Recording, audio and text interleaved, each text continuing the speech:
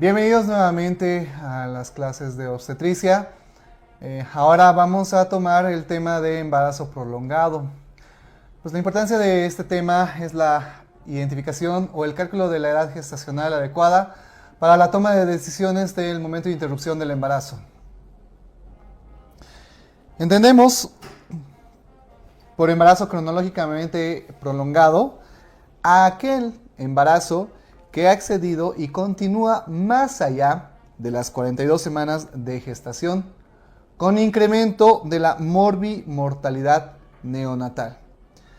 Se presenta en el 7% de todos los embarazos y el incremento del tiempo prolongado del embarazo, más allá de las 42 semanas, va a llevar a un incremento de los riesgos perinatales en el producto.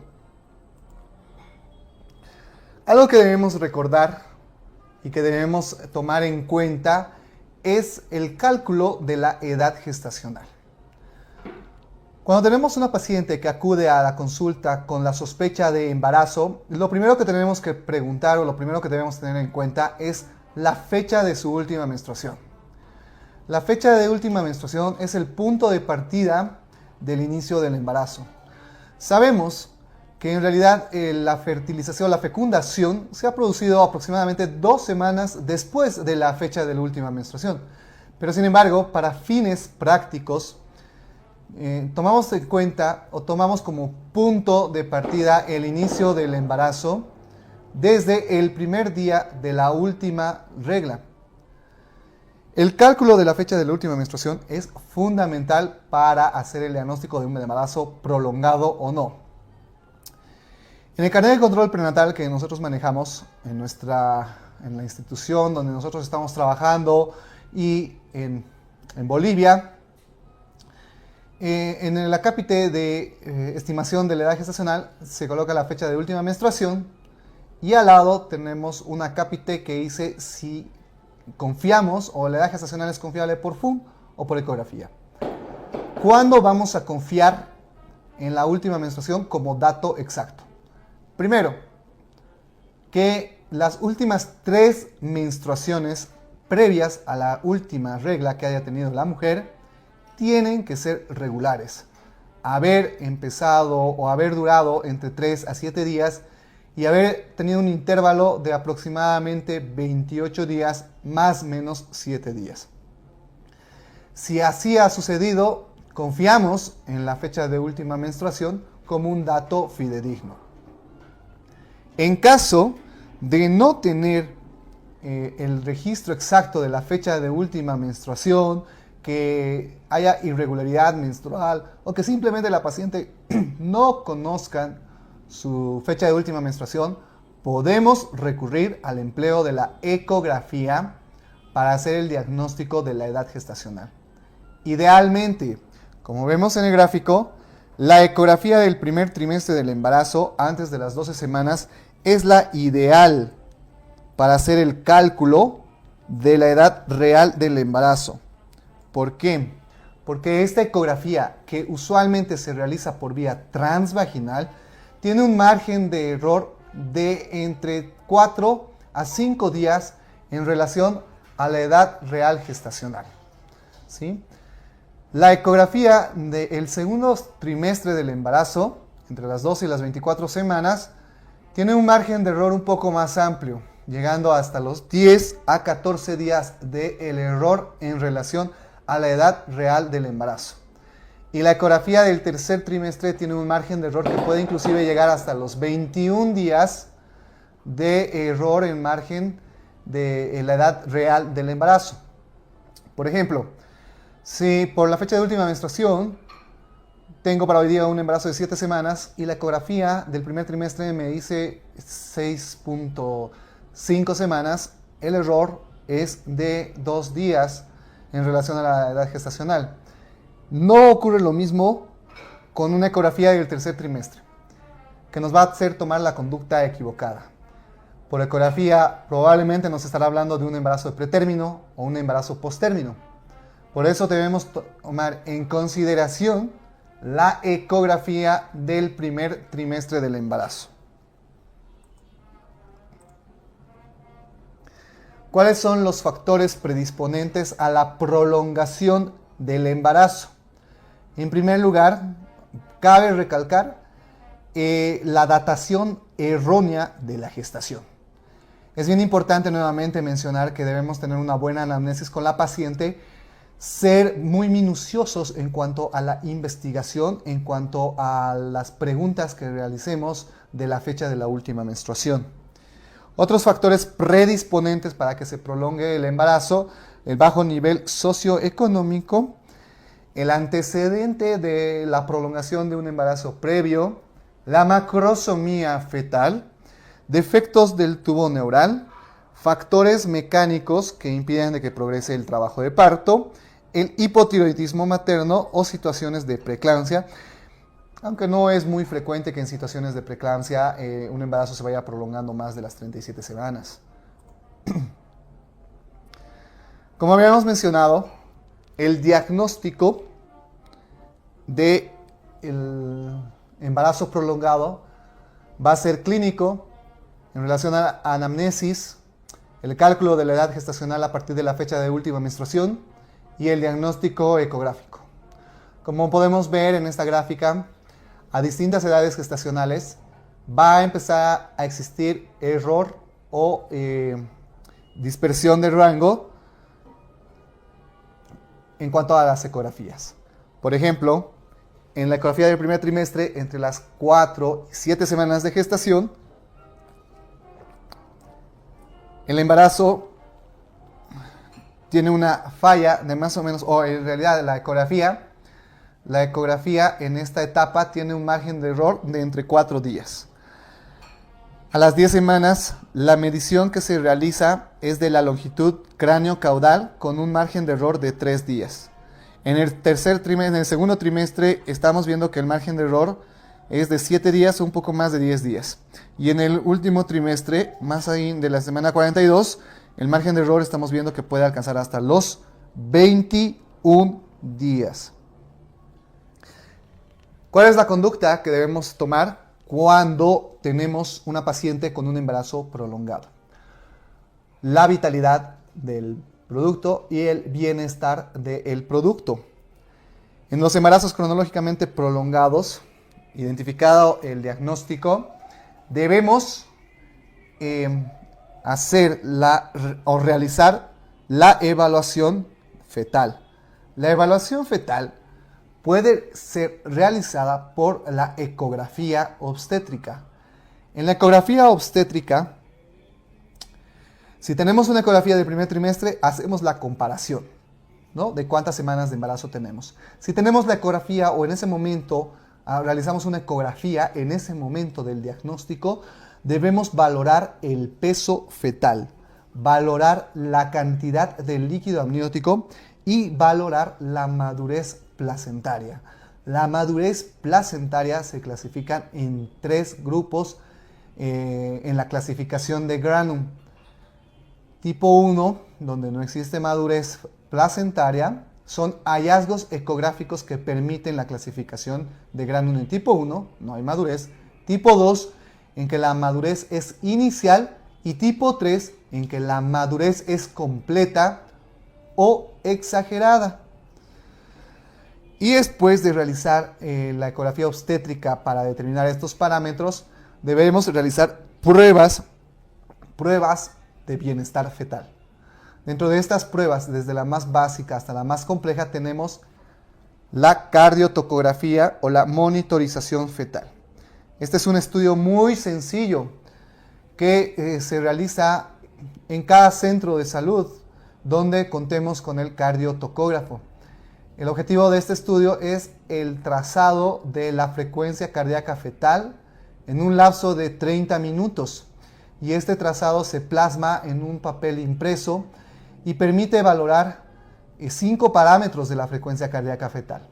Permite valorar la frecuencia cardíaca fetal basal, permite valorar la variabilidad del latido cardíaco, las aceleraciones que pueden estar relacionadas o no con movimientos fetales o con contracciones, las desaceleraciones y también permite valorar la presencia o no de los movimientos fetales. Este estudio permite valorar el grado de irrigación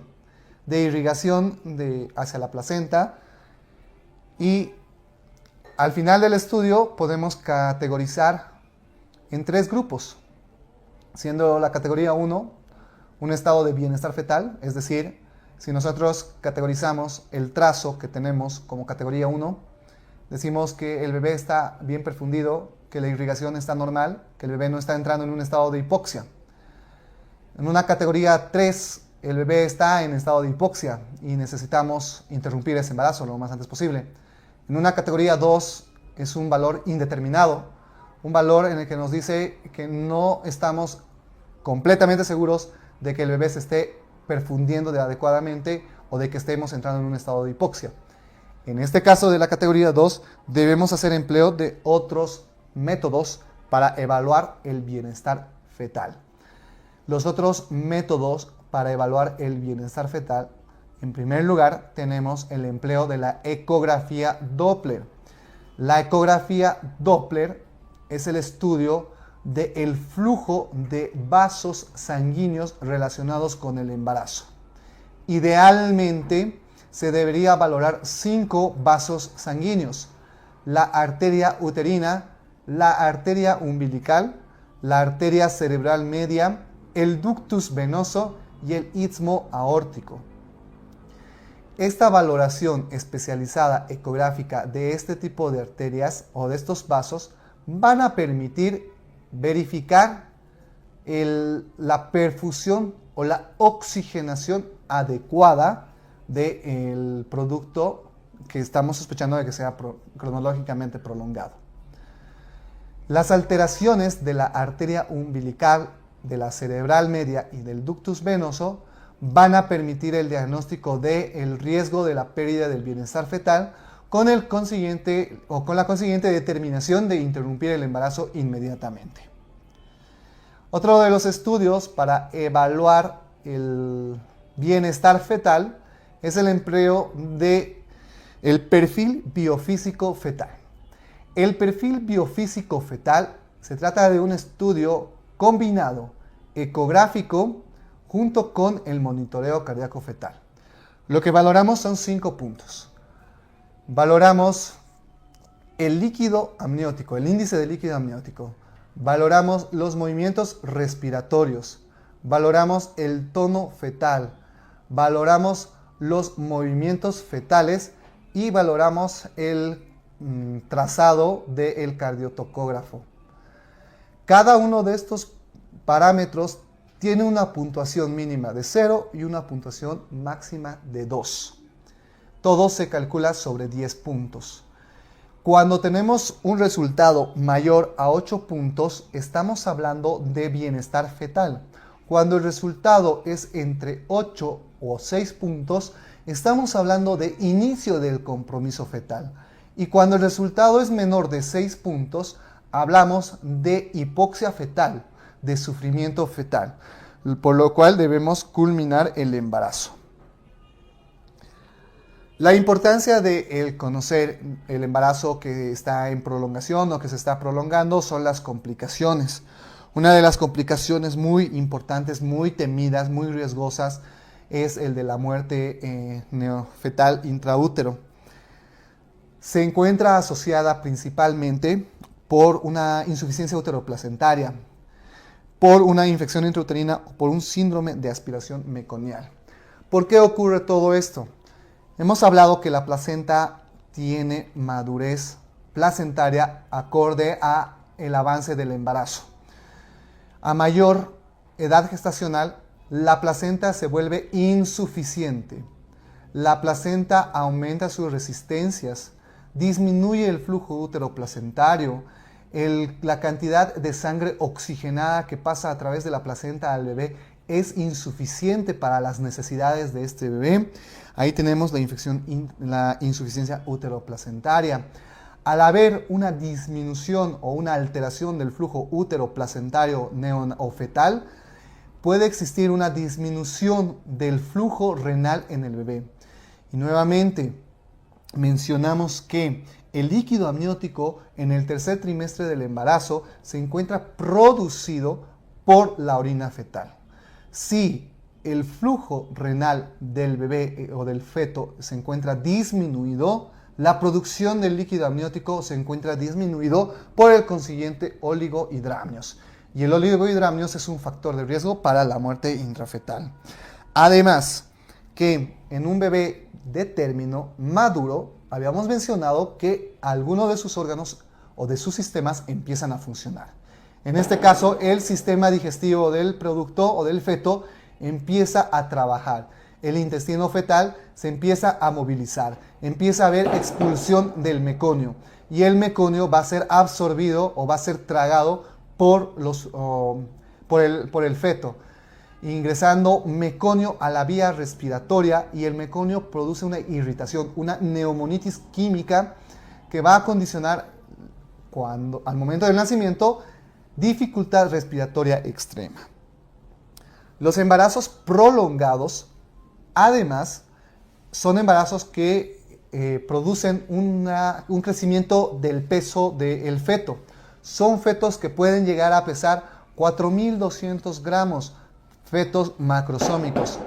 Y estos fetos macrosómicos tienen distocias en el momento del parto.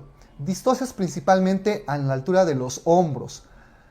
Retraso, pueden existir lesiones de los hombros, lesiones claviculares en el momento del parto, donde pueden haber fracturas claviculares o lesión del plexo braquial.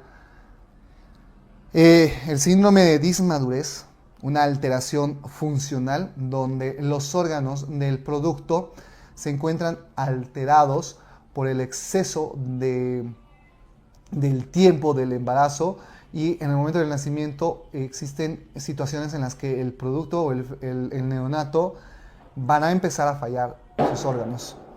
Y como hemos mencionado previamente, la presencia del oligohidramnios. ¿Cuál va a ser la conducta frente al embarazo prolongado? Frente al embarazo prolongado, el primer parámetro es establecimiento del diagnóstico. Y estableciendo el diagnóstico se debe terminar el embarazo.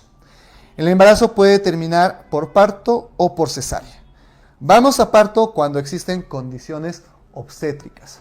Tenemos un bebé en situación longitudinal, en presentación cefálica, con un peso menor a 3.500 o un peso de 3.500 aproximadamente, y una pelvis viable, una pelvis ginecológica. Debemos buscar o debemos tener la seguridad de que el producto tenga bienestar fetal a través de las pruebas de bienestar fetal. Y una vez que hemos decidido ir a parto, tenemos condiciones obstétricas normales, tenemos bienestar fetal, podemos realizar la inductoconducción del trabajo de parto. Inducción del trabajo de parto significa iniciar las contracciones uterinas de trabajo de parto y conducción significa conducir o regularizar las contracciones uterinas de trabajo de parto. La inductoconducción se puede realizar mediante medicamentos, se puede realizar con sonda vesical, pero habitualmente nosotros utilizamos misoprostol para inducir y el empleo de oxitocina para la conducción del trabajo de parto. Cuando no existen condiciones favorables para el parto o un producto macrosómico o existen datos de riesgo de pérdida del bienestar fetal, nosotros debemos programar una cesárea.